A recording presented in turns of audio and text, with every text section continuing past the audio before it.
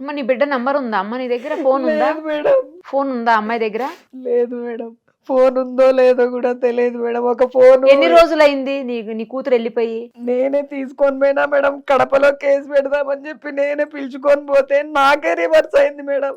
నేను పెట్టను, డాడీ మీదే పెడతానని చెప్పి చెప్తుంది మేడం. ఆ విధంగా వాడు ఆ అమ్మాయిని ట్రాప్ చేసి ఆ అమ్మాయి వశం చేసుకున్నాడు మేడం.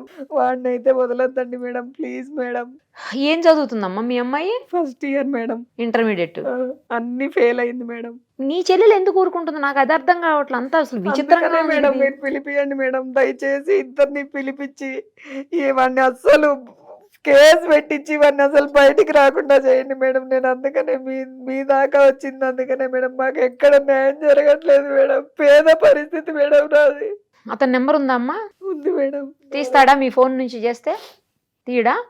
మేడం మీ ఫోన్ నుంచి తీయడు కదా? ఇప్పుడు మరి ఫోన్ చేయమంటారా వద్దా? ఫోన్ చేస్తే అతను ఇన్ఫ్లుయెన్స్ చేస్తాడు మిమ్మల్ని, ఏమన్నా మీకేమన్నా హాని కలుగుతుందని భయపడుతున్నారు కదా మీరు? ఖచ్చితంగా మేడం. మరి ఎట్లా ఈ సమస్యకి పరిష్కారం? అసలు అతను ఎందుకు ఇలా చేస్తున్నాడు ఆ అమ్మాయిని? మీడియా వరకు మీరు వచ్చారు అంటే అతనికి అర్థమవుతుంది కదా నాకు ప్రాబ్లం అవుతుంది అన్న విషయం.